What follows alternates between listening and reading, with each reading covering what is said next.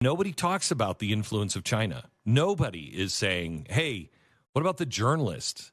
And I watched this speech a couple of weeks ago, or was it last week?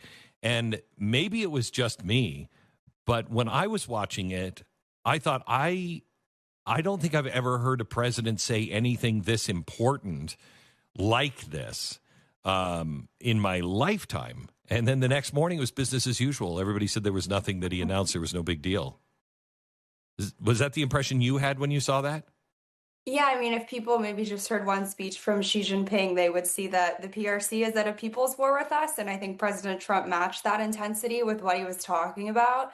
But you really can see, I mean, China's unrestricted warfare on full display. And frankly, with that speech, you see why China hates President Trump so much, right? Unrestricted warfare, this idea of weaponizing information warfare, political warfare, legal warfare in lieu of kinetic conflict, not because they don't want to go kinetic. They would just prefer, they've seen, I think our mishaps when it comes to extending maybe too far across the globe with actual troops. They would much prefer to just take over the information space. And CUSEF is one of dozens of united front groups that are actively working to undermine the United States. And CUSEF itself also runs these same trips, not just for journalists, but for congressmen, former congressmen, think tank types, the Center for American Progress, the one that basically staffed the entire Obama administration, congressional staffers, you want to talk about the degrees to which they control and really run American politics, and even, believe it or not, partnering with the Congressional Black Caucus Foundation to host a special delegation where they sent